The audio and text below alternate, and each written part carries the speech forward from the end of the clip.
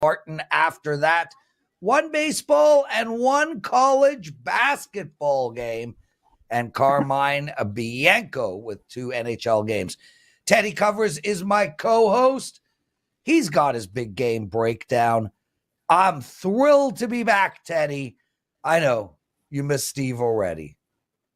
Yeah, that makes one of us. But nonetheless, it's good to see you, Lawrence. Hope you had a great time skiing in Whistler. And now it's time to get back to work. So let's bring Brian Leonard in and talk about the Reds and the Phillies. Hey, Brian, how are you doing this April Fool's Day morning? I'm doing great. Good to get another month past us in the full month of April. Looking forward to everything going on. Some exciting college basketball getting down to the finals. Hockey's getting really exciting right now. Everybody fighting for playoffs, NBA as well. And it's baseball season. And we always love baseball season. Spring is in the air, and I love this time of year. Okay. Well, let's get into it and talk some. All right. Lawrence? Well, I was just gonna ask how old that picture was of Brian on the website, but that's okay. You look good, Brian. 1988. That was taken last year in Florida. We have professional pictures done, and so that's what I look like with glasses on. Well, I like it. That's a good look. You're a handsome man, Bri. Okay, let's get into it. You got a dog for us, Cincinnati, plus 143 against Philadelphia. Teddy's got a follow-up question. Let's hear what we should do in this game. Yeah, this one sent this over last night, and it's got hit about an hour ago. Across the board, Cincinnati went black. It's got a little bit of buyback since then, but I'm still very comfortable with this number. Phillies coming off of a hard-fought series against their division rival, Atlanta Braves. The bullpen's a major concern as the Braves teed off on the Philadelphia pitching staff. Closer Jose Alvarado pitched 2 of the last 3 days, along with Jeff Hoffman. Dominguez and Soto each through each of the last 2 days. So those are the 4 key back-end pitchers for this Philadelphia staff. In fact, only one pitcher, long reliever Nick Nelson, didn't get into work each of the last 2 of the 3 last days. So this is a tired bullpen, and we like Christopher Sanchez as the starter, but he may have to take one for the team here, which hurts even more when the vast majority of starters are not fully stretched out as of yet. So if he gets hurt early, this could be a long day for Philadelphia's bullpen. Andrew Abbott, coming off an interesting rookie season, he has big strikeout potential, but he really struggles with his control. As opposed to the Phillies, the Reds bullpen has both their 8th and 9th inning pitchers fresh today, and I think that's a big advantage in this game, as I actually like both of the starters here. From an offensive standpoint, both of these teams can rake, so I wouldn't be surprised if this game surpasses the total. But at this price range, you got to take the Reds here. Philadelphia, off that big series coming back home, will take Cincinnati, a really good hitting team, as a nice underdog here. So I want to talk about conceptually, Brian, when you talk about this line was minus 160 / plus 135, plus 140 last night. And now looking at the WagerTalk live odds screen, I'm seeing plus 130s, plus 125s for Cincinnati. At what point would you say I've lost my value with the dog? You know, is a 20-cent move going to do it? Is a 30-cent move going to do it? Is the overnight money something we want to be following? Talk about that for a minute, please. Well, I do like to follow the overnight money because those are the guys that bet for a living and get that stuff in early. Most of the guys, that are betting baseball don't play it until later on in the afternoon.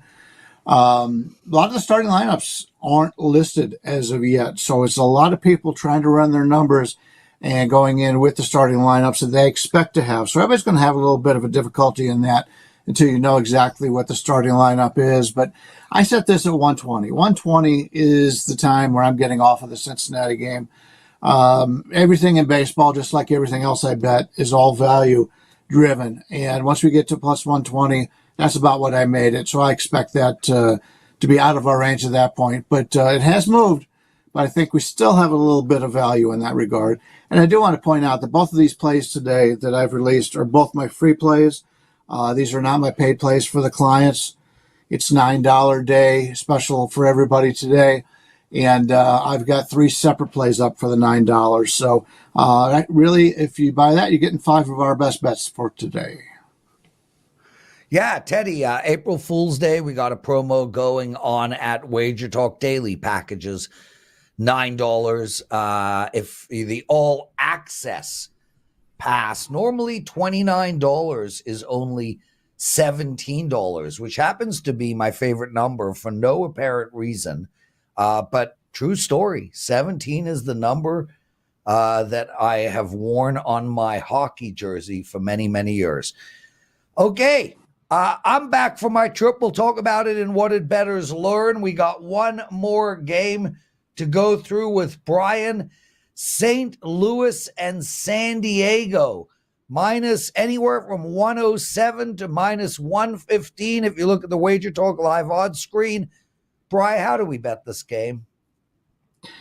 Cardinals let one slip away last night in Los Angeles. They led that game 5-3 on Sunday Night Baseball, and that really hurt them because they struggled in that series. They're struggling pitching-wise overall against one of the best batting lineups in recent memory, the Atlanta Braves. Between the Braves and the Dodgers, if you play fantasy baseball, you're going to have a really good reason to play any of your starters against those offenses. They've been terrific all season, and I expect last year they were great. I expect more of that this year. 3 of the back 4 in the bullpen went 2 of the last 3 days for the Cardinals. Closer Ryan Halsey threw 27 pitches on Saturday, but I think he'll be back for tonight.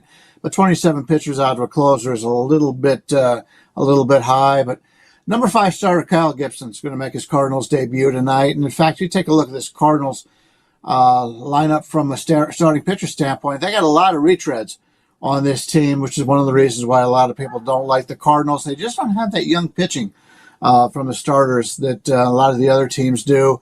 Veteran guys that are going to give him innings, which is what they do. Kyle Gibson known for that.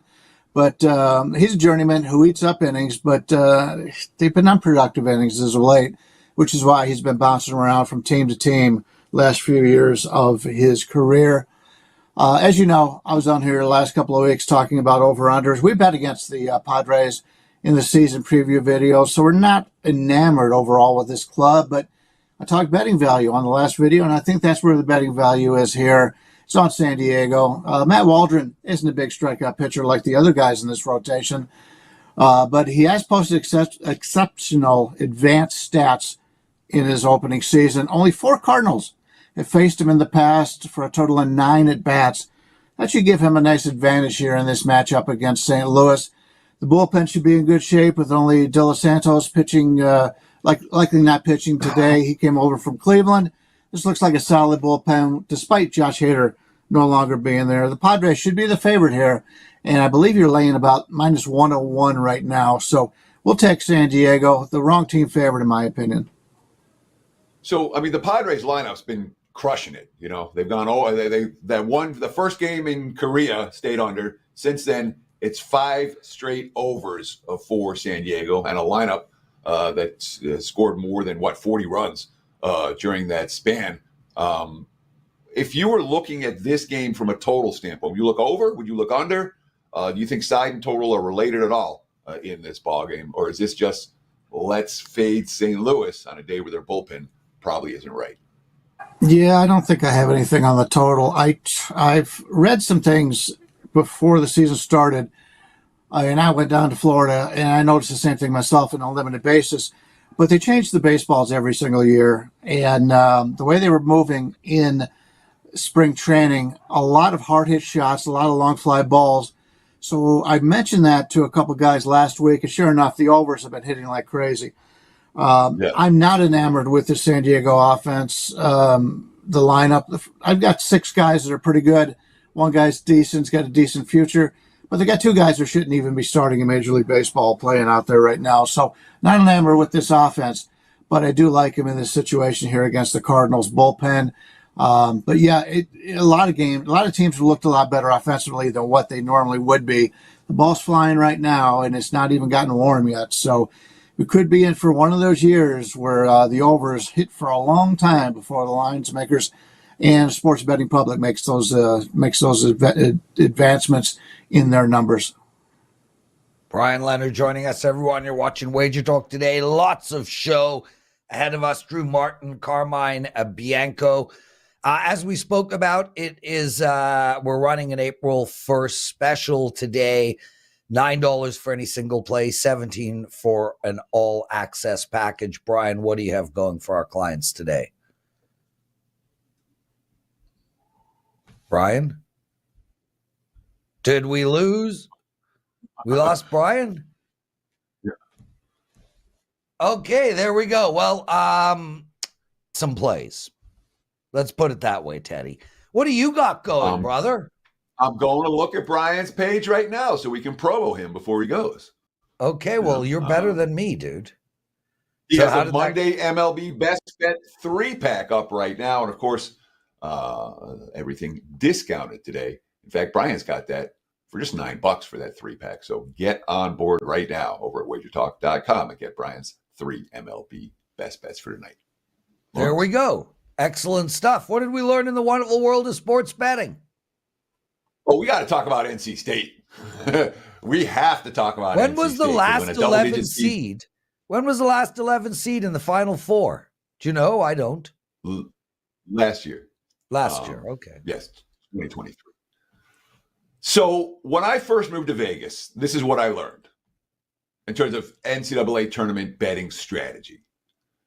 You bet your upsets the first weekend, and you expect the class to show the second weekend. And that was the case for the better part of the 90s, for the better part of the aughts. You know, we had a couple of Final Four shockers. You know, North Carolina and Wisconsin both went to the Final Four in 2000 as 8 seeds. But that was as much as we got. And then George Mason in 2006, they broke the paradigm. They made the Final Four as a mid-major. I think they were 11 seed or 12 seed, whatever they were. And then there was a completely random year in 2011, kind of like last year. You know, VCU with Shaka Smart as an 11 seed, Butler back-to-back trips to the national title game. 2011, there are the occasional random years. But double-digit seeds, Syracuse made as a 10 seed in 2013, Sister Jean and Loyola in 2018, UCLA as an 11 seed in 2021. Mostly it's chalk. 2022 was chalk. And then last year, a 4 seed, a 5 seed, another 5 seed, and an 11 seed, where none of the chalk made it. UConn, Miami, San Diego State, FAU. So we say, is the paradigm broken? Is it changed? No, I don't think it's changed. Last year was just one of those years. And as we see this year, a pair of number 1 seeds still standing. Alabama's a 4. And then you have NC State. And NC State got me yesterday. I'm sure they've gotten just about everyone at least once during this incredible run. Yesterday was my turn, unfortunately. Great weekend, great run throughout the tournament. But yesterday, wrong side with Duke in that ball game. So we ask ourselves, in the pantheon of recent history, in the pantheon of long-term history, where does NC State's run stand? The answer is these runs do happen. We can expect to see them sometimes, but it is certainly the exception rather than the rule. We'll give Keats and the Wolfpack all the credit in the world. DJ and DJ have taken the nation by storm. But frankly, let's not forget, there's a reason they're big dogs in the Final Four. The runs for teams like NC State tend to end in their first Final Four game. That's what I learned this weekend. I was wrong about NC State. What about you, Lawrence? Brother, I was wrong about NC State, too. I was on Duke yesterday. That lost. But, man, I don't know about you. I've had an incredible March Madness, and I don't want college basketball to end because I've had an incredible college basketball betting season, up close to 55 units of profit. So figure out a way to get another month in, would you? I'll trade March Madness for what are your numbers, March Madness, broken? My college basketball run.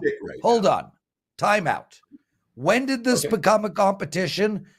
I said I had an outstanding March Madness. If you did better than me, then you had an extra outstanding March Madness. I'm personally cheering for you. I'm not competing against you. I do my best. I give my clients their plays, and they win regularly. If you're on fire and you're kicking my ass in March Madness, way to freaking go. but I don't compete with you, Teddy. I compete against the books, and I'm kicking their asses. So awesome. I'm 23-8 with my last 31 in college hoops, so we're running pretty good too, Lawrence. 23-8, outstanding stuff, dude. Excellent. I had a great trip, but I do want to say something. You mentioned at the top of the show, time to get back to work. Why would you think I wasn't working? Because I went skiing for 6 hours a day. There's 24 hours in a day, bro. I woke up every day 2 hours before it was time to go skiing. I did my work. I came back from skiing. I did my work. I consistently do my work. And it's important for everyone to know that, because I do go on many trips. I've got a poker trip coming up April 10th. I've got a Grateful Dead trip coming up in May. That does not mean I'm not doing my work. And frankly, the poker trips are where I do double the work I normally do, because I'm sitting at a table bored out of my mind for 80% of the time. And I got my iPad there and I'm researching and doing my work. So, and the other thing is, I normally kill it when I go away, which makes no sense, but it is something that I have noticed over and over again. So, yeah, Teddy, I haven't stopped doing work, just to let you know. Good to have you back, Lawrence. And I will say this, your talk about how you've done well when you've been on some of your trips, I agree with that 100%. I've seen you put on some remarkable runs when you've been out of town and not in your regular routine. And you're one of the few cappers that I know that can do that. So I give you all the credit in the world for being able to accomplish winning results when you're out of your normal daily rhythm. Well, there you go. So for all you people out there, I do a ton of work. We got Drew Martin joining us. A late addition to this show, my friend. We've got a week where a bunch of people couldn't make it. And Drew, look, is it better to be a good fifth, the starting five, one of the starting fives on a basketball team, or the best sixth man in the league? I would take the best sixth man in the league. I think that's it's like you, that bro. Spark plug, That's you. That is you. You are our best sixth man, a utility man, and you know baseball so well. We're going to have you on without a doubt throughout the baseball season, one of your best sports. Today, you want to talk one baseball game and one college basketball game. Let's start with the baseball game, as I did set that up. Toronto and Houston. Where are we going here?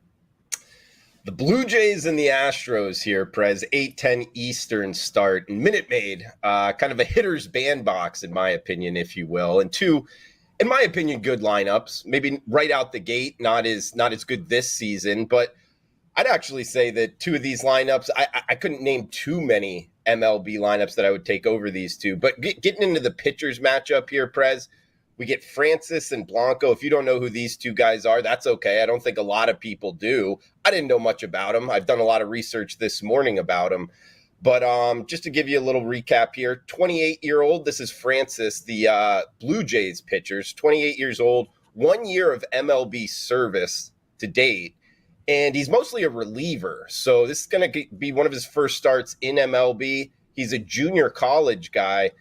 He was drafted in 2017, so it's taken him a while to get to the big leagues. That's always kind of a little bit of a what's going on here. And sure enough, he's having to fill some spots due to some injuries on the Jays pitching front. 6 ERA in AAA. I like betting on the guys that have kind of performed well in really all levels of the minor leagues up there. So as soon as he kind of got elevated, he got knocked around a little bit. So that kind of worries me with the Jays starting pitcher here. And we get Ronald Blanco going for the Astros. He's a 30-year-old Dominican pitcher, came in the international draft. And he's kind of the same situation here, guys. So we get two really new starting pitchers to MLB going up against two solid lineups. And also out the gate, I like looking at bullpens. Houston's bullpen has been blown up a couple times already. We know that they had the rough series against the Yankees. By my numbers, they're bottom 3 in MLB in the short sample size, talking about the relief arms.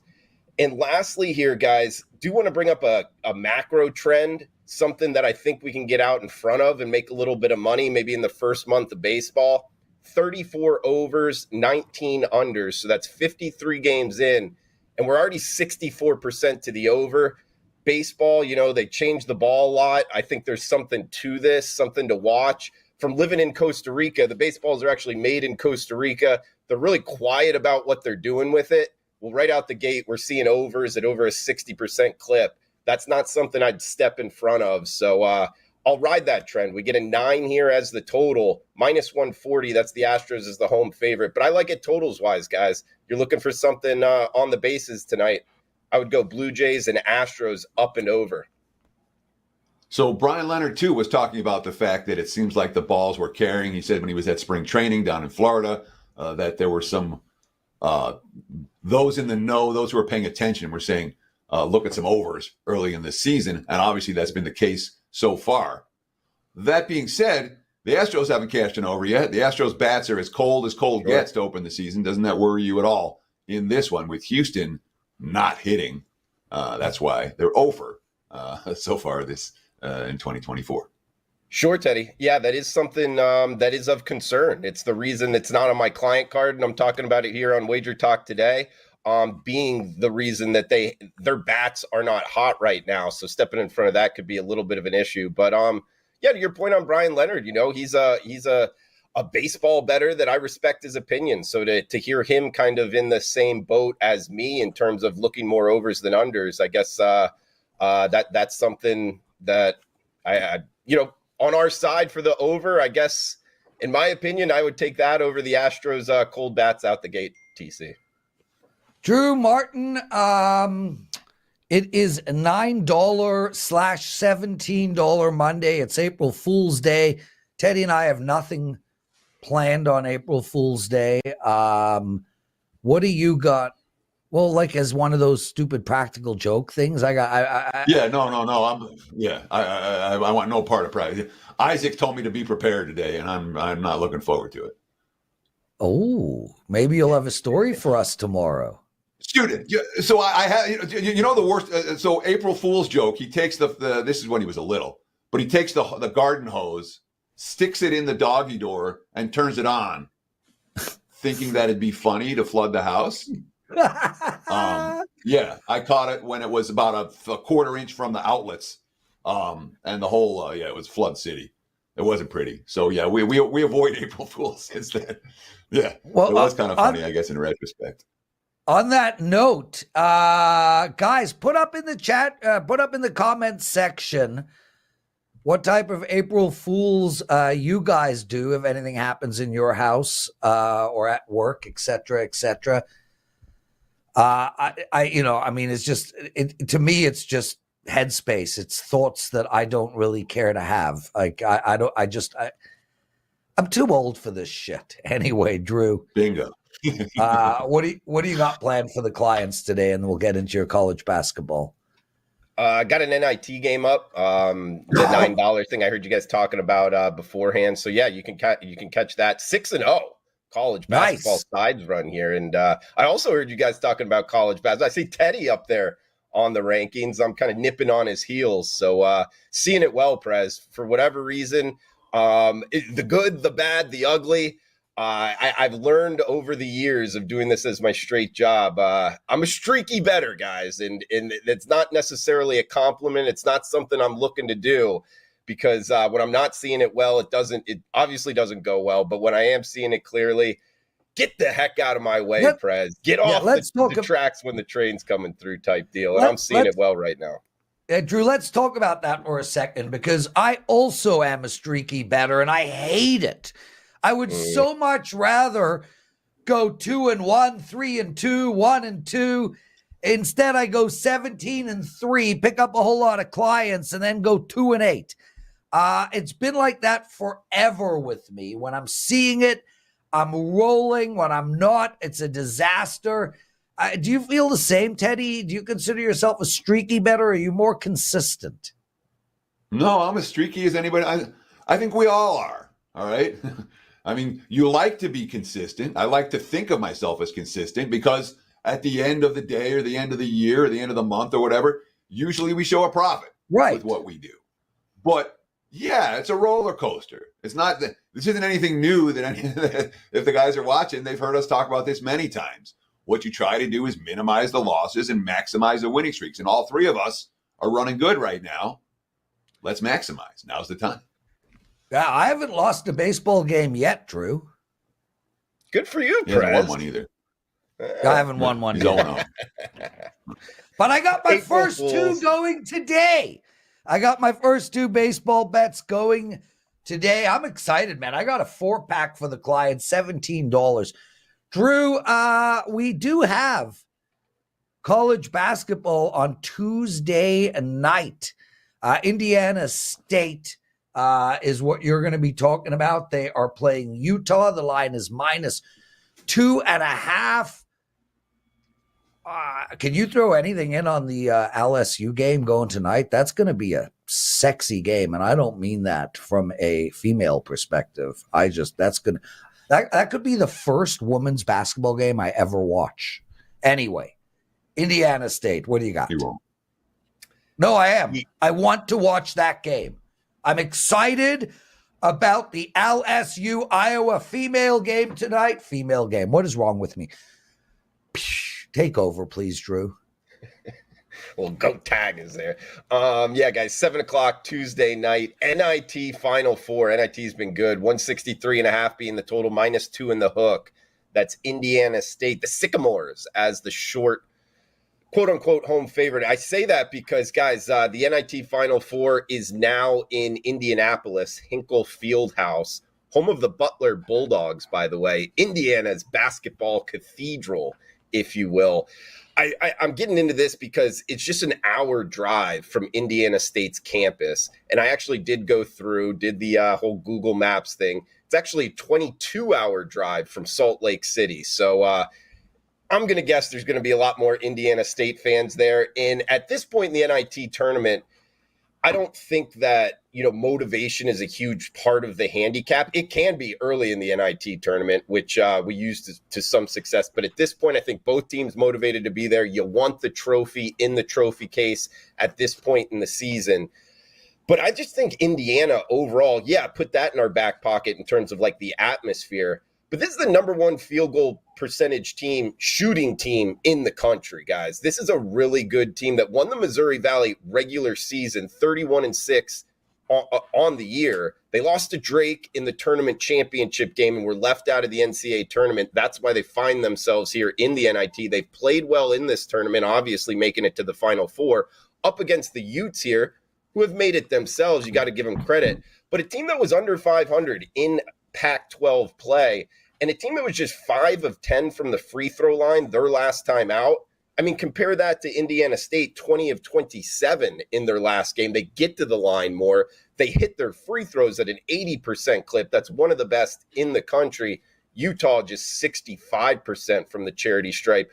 Overall, I think we get the better shooting team, the better offensive team, the better team overall, and laying this number with a team shooting over 80% from the foul line. If it is a foul fest, we have that on our side as well. So Indiana State minus the 2 in the hook. That's what I like in the first game up for the NIT Final Four. So when it comes to home, I mean, I understand it's an hour away, so the Sycamores will have the crowd. But it's not their home floor. Is that an issue? You see what I'm saying? I mean, they've been a dominant home team this year. Are we grading this in our mind as a home game for Indiana State? Is this a did you give them a point, 2 points? I mean, how much of a home court edge did you give them here? And does it matter that they're not actually at home? Well, we know that college basketball has been a huge home road dichotomy, Teddy, for the last couple of years, for sure. In my opinion, it's like probably 2 points, maybe even 3 points. Not a full home game, but I do think there's something to that. I mean, this team is playing a big game in the NIT Final Four. They're going for the championship here. From everything I've read, they're excited. The program's ready to rock, and it's just a far trip. I mean, how many Utes fans are going to be, in the stands? Probably not many for the NIT game, but hey, they're going to be motivated as well. So I don't put too much into it. Yes, it's something to have on our side, Teddy. I think it helps. But overall, I think Indiana State's the better team here, the better shooting team for sure. So that's the main part of the handicap. But yeah, a couple points for the Sycamores playing an hour away from campus. Drew Martin, guys, Drew, I mean, do you have any thoughts on tonight's women's Elite Eight matchup? Iowa -2 against LSU. This is a revenge game, and Clark still probably has that, ring thing going in her head from last year's national championship game. Either of you guys, any thoughts? Just that I've seen her play, and it's one of those things, Prez, where like the women's sports that I've bet, it's UFC, it's tennis, and I'm more of a sports bettor where the differences that I've seen in the two sports, I'm more inclined to kind of lay it with the favorite. I think there's more domination in like female sports, meaning if one of the athletes or teams is better than the other, I would be more inclined to kind of lay a price with them. That's really the only thing I can say. I'm more of a sports bettor that concentrates, it's better to know a lot about a little and than a little about a lot, Prez. And I don't really spend any time on college basketball handicapping. So it's not something that I'm going to bet. But if you're looking for an opinion, yeah, I would go on Caitlin Clark and the Hawkeyes. So one of the things I've learned, and I learned it the hard way, 26 years in Las Vegas, is I stay in my freaking lane. All right. Exactly. I don't know anything about women's college basketball. I didn't handicap women's college basketball all year. I didn't handicap the women's college basketball NCAA tournament. I sure as hell don't have an opinion on the game tonight. Neither did Drew. And the guys that get in trouble betting as much as any other. Great if I point. see one thing that gets people in trouble, it's stepping out of your lane, betting stuff you don't know. Oh, there's action on TV. Oh, women's Final Four. And that's how people burn bankrolls.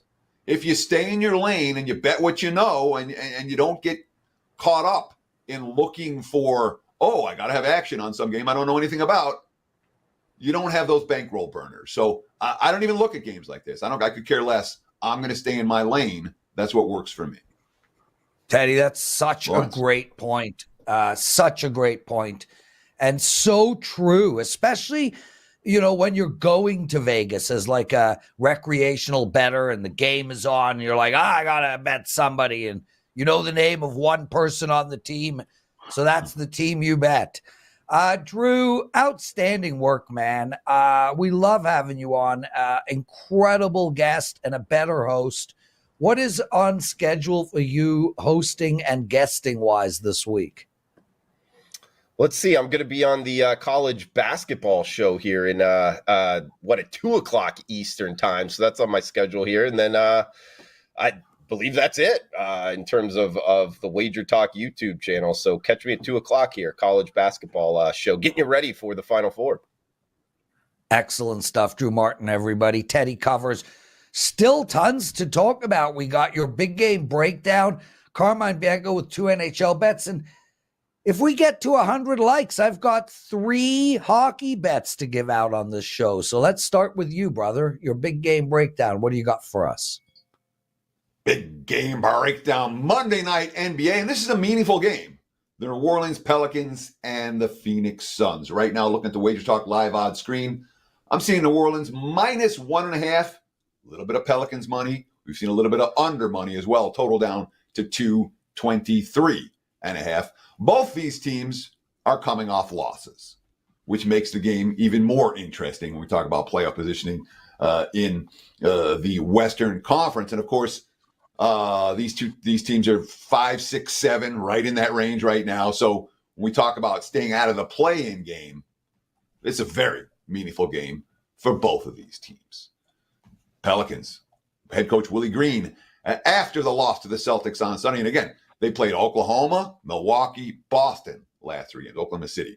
That's what he said. These are playoff-like games that we relish. Pretty close games. Saturday's game got away from us a bit, but we battled back.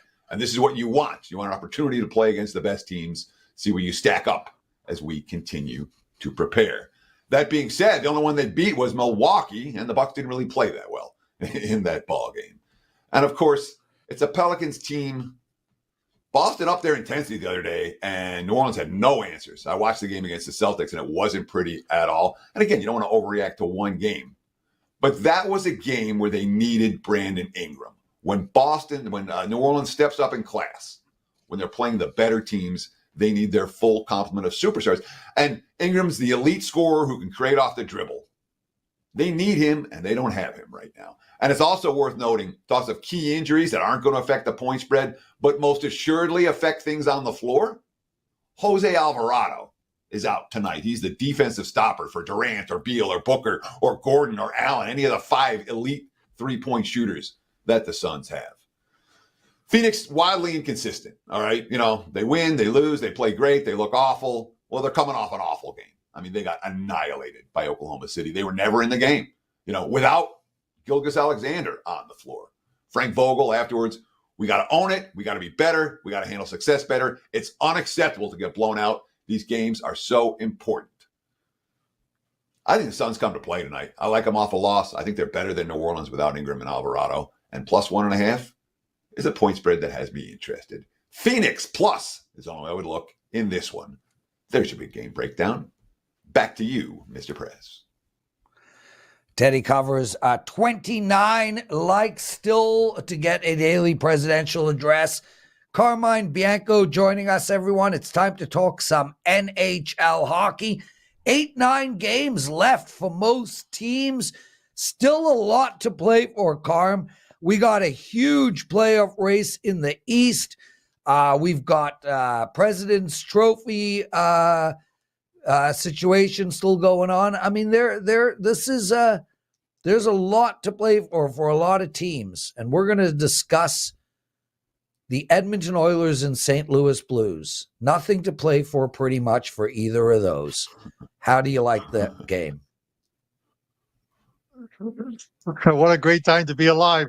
There's plenty to play for in this game, Prez, Edmonton and St. Louis. They're both in their respective races. Although for Edmonton, it's different in that they are 6 back of Vancouver right now, with a couple games in hand for the number 1 seed in the Pacific.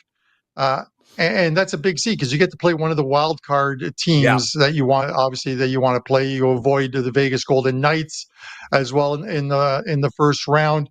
So it's big for them, and they still have an outside shot at the number 1 seed overall in the Western Conference. Although the Dallas Stars and Colorado don't seem to be taking any games off of late. And then you look at St. Louis; they're 5 back of a playoff spot, and they've had a really favorable schedule. The St. Louis team. They've gone 5-2-1 their last 8 games, but only one of those teams was a playoff, a team that's sitting in the playoffs right now. That was the Vegas Golden Knights 3 back, and they lost to them. What's more troubling about this St. Louis team in one of their biggest games of the season, which came on the weekend, and now this is another big game, they completely, for lack of a better word, they shit the bed at home against the San Jose Sharks, a team that have only won 6 games on the road all season. They lose that game 4-0. That was 2 points. They could not afford to lose. They're 5 points back of LA. And the problem here is they played a game more, so they've only got 8 games left. And if tiebreakers were to come into it, they only have 29 regulation wins, whereas the LA Kings have 32. So that comes into it. The interesting dynamic, Lawrence, that we're going to see during this stretch run is there are some teams that do not want to go to overtime, and in tie games are going to be pulling their goalie because they need regulation wins and not OT wins, and they need points while stopping the other team from getting points. We've seen it in years past. It's a crazy thing for them. But the eye test here tells you it's the Edmonton Oilers. The price is too high. You can look at them. Edmonton regulation is minus 115. The Oilers, you look at their last 3 games. Perfect example. This team 7-2-1 their last 10. Their last 3 games, they've played teams of varying degrees. They've played playoff-bound teams, and they've won both games. And they played Anaheim, a team where they could have taken the night off. and they beat them 6-1. It got out to a 6-0 lead, put their skates on their throats and took care of them. That's what tells you a team is playing well. 5 goals allowed in over those 3 games, and they're playing well defensively. They go into St. Louis. If they get up on St. Louis early, this one is done. I think the best way to play this one is to take Edmonton in regulation -115. Carm, couple of quick things. Also, we have to keep in mind, and I don't know if you include this kind of stuff in your handicap, but you got Connor, Nathan, and God, I gone blank. Kucherov fighting for the lead in points. And it looks like Connor wants that. So, that's another reason why I think Edmonton is playing really, really hard. But my question to you is, and I saw what Minnesota did when they pulled their goalie in overtime against Vegas, but is that coach an idiot? If you're going to pull your goalie and go for broke, why automatically give Vegas, the actual team you are chasing, 1 point? Why not pull your goalie 5 minutes to go in regulation? It made no sense. They're literally trying to catch Vegas. They hand Vegas a point, and then they pull their goalie. Can you rationalize that? Well, there are 2 things. Number one, I think you got a little bit wrong. They did pull their goalie in OT. They're trying to catch Vegas. At the time, they're trying to catch Vegas. But the game came against Nashville, I believe, in OT. If I'm correct, no, you are not. It was Vegas. Even I know that. Am I wrong there? Even I know it was that. Vegas. Okay, all right. Yeah, well, it was Teddy, one of we the had to get you involved in the conversation, so I had to throw a little curveball at you there. It was idiotic. This is how I know. Go ahead, Teddy. I know because everyone's talking about what it happen. So yeah, it's going to happen. Yeah, it's going to happen. We're going to see it happen more times. And I talked about it on Puck Time today. Just to go off on a quick little tangent, the New York Islanders are in the same boat, playing in against Philadelphia. They have only 23 regulation wins. Philly and Washington, who have the final 2 playoff spots, have 28. The Islanders cannot afford to go into overtime against a team that they need to get the 2 points while keeping them from getting even a single point. So the Islanders tonight could be in the same boat where they pull their goalie in a tie game late in the game, if that scenario presents itself, because they cannot afford, with only 8 to 9 games left, giving a point up to a Philadelphia team that they are trying to catch. There's no sense in catching them if you lose the tiebreaker, and that's a position that they're stuck in right now. But it's something that we're going to see. It makes betting in the final 2 weeks of the NHL season very tricky at times, because you could have the right side, Teddy, and then all of a sudden your team pulls the goalie and you're like, what are you doing? And you end up on the wrong side of the win-loss ledger. Sure, certainly when it comes to totals, I would imagine knowing if a team's going to pull their goalie, something important. And we're looking at the lowest total on the board right here with the LA Kings and the Winnipeg Jets. 5.5 juice to the under. There's a couple other 5.5s out there. They're all juice to the over, though. This is 5.5 juice to the under. Basically a pick 'em price. Winnipeg -115, -120. What do you do with the Jets and the Kings Monday night? NHL. Yeah, Teddy, I actually used your quote with one of my friends on the weekend. We're talking about hockey, and he's like, I am unloading on Winnipeg tonight against Ottawa. And I'm like, why are you betting this team? They look horrible right now. They've lost 5 straight games. And he says, because they're playing Ottawa, and they will beat Ottawa, and it's a big game, and they need to win. Needing to win does not mean you're going to win. Winnipeg goes on to lose that game to Ottawa 3-2. And I said to him, don't try to catch a falling knife. And he's like, where'd you get that from? And I explained, it came from Teddy. Never catch a falling knife. And that's what it was. You're trying to play on a team that just doesn't look good right now. The Jets, 6 straight losses. only 10 goals scored. They're averaging 1.67 goals scored over those 6 games that they've lost in a season in which they average 3.14. Now, they're playing well defensively all season long, but this season has caught up to them. They are a prime team to get knocked out in the first round of the playoffs. So they're going to play either Dallas or Colorado if they hold on to that third spot, and they're going to get knocked out in the first round. They're not making it past the first round. Now you have the Kings, a under team all season long, 43, 27, and 3, up 16.9 units. But if you look at the home and away splits, they're actually better on the road, 24, 12, and 2, plus 11.7 units on unders with the LA Kings, a very good team on the road. And I always say, when you're a team that is slumping, the best way to get out of that slump is to play defense first. And that's what Winnipeg has to do. They have to play defense first, try and get out of this slump. And Lauren Brassard is the goalie tonight because Hellebuck is struggling right now. Started 5 of those 6 games, pulled in one of them on the 6-game losing streak. Brassard, 5-2 since the All-Star break, only 15 goals allowed. He's playing extremely well, and they may have to ride him for a little while. I like the under in this game. Under 5.5, I think, is the right play. Yeah, makes total sense to me, Carm. Great handicap. Okay, it's $9 Monday, $17 for Muted, all Prez. access. Well, I'm not muted. No, I'm not muted, I hear. bro. You're muted. Okay, Go. Carm, what do you got to promote? Okay. Carmine Congressman. Bianco, he's got a 3-pack of NHL plays up tonight. He's actually been rolling in NHL for the last month and a half. So check that out. You can get all 3 plays for $9. I don't think all the handicappers actually read the note from head office, Teddy. It's supposed to be $9 for 1 play, $17 for all plays. Brian Leonard has all plays for $9. So does Carm. But you know what? All good. Head over there, grab their package. Dan, it's time for the daily presidential address. Hey guys, it's time for your daily presidential address. I got 3 NHL bets for you guys. Before we get into that, I just want to make mention, as I've said on the show today many times, but this is being clipped and putting up on Twitter. $9 today over at WagerTalk. 1 play for $9, all plays for $17. I've got a 4-pack up for tonight for $17. I got 2 baseball plays, my first 2 of the season. I got an NBA play, and I've got an NHL play that I love.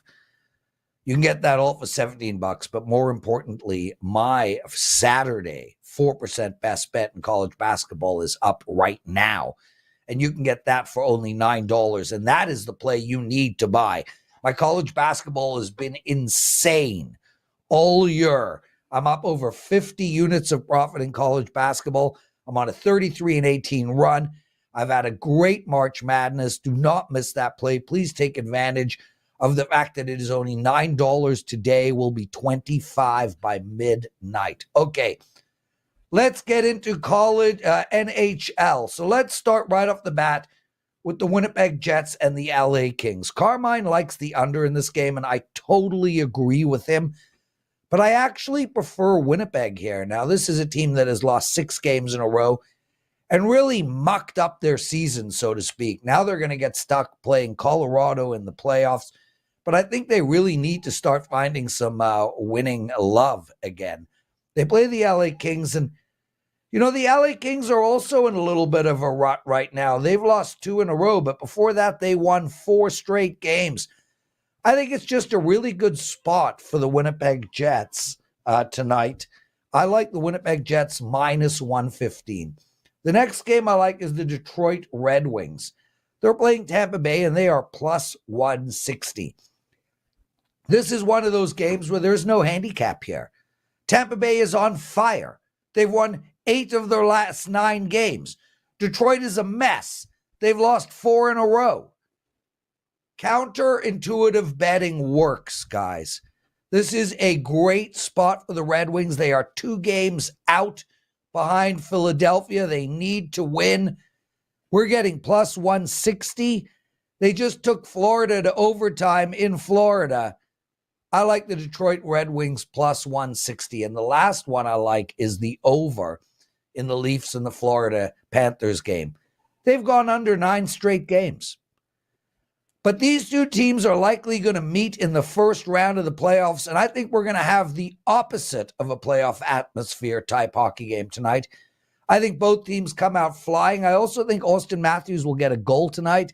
It's a short money price. I think we see over 6 goals in this matchup, as I don't think either of these teams are going to show much before they meet in a couple of weeks. So take the over in that game. That's it for the show. Teddy Covers, take us home. Enjoy the games. Good luck with your wagers. We'll see you again tomorrow. Same time, same channel. 9 a.m. here on the left coast, noon for you back east, with another edition of Wager Talk Today.